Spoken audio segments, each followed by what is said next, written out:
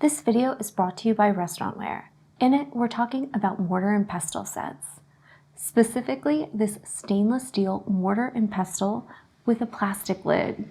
It's a 5-inch diameter, giving you a nice little set to really crush some stuff up. It features that satin finish, so you won't leave fingerprints while you're working. It also has a nice rubber foot that's going to keep it from sliding around while in use.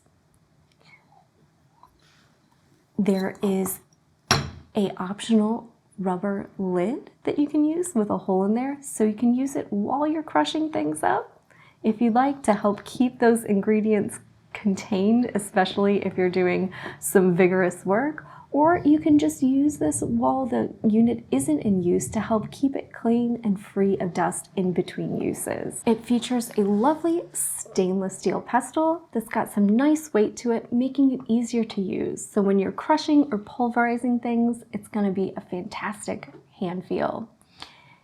It's going to be great for mashing up herbs and spices, for crunching up nuts, for doing things like making sauces, pastes, dressings, and powders. The stainless steel construction on this is fantastic. It won't chip or stain, and it's also odor and corrosion resistant, making this a great set for any kitchen, whether it's a professional setting or just at home.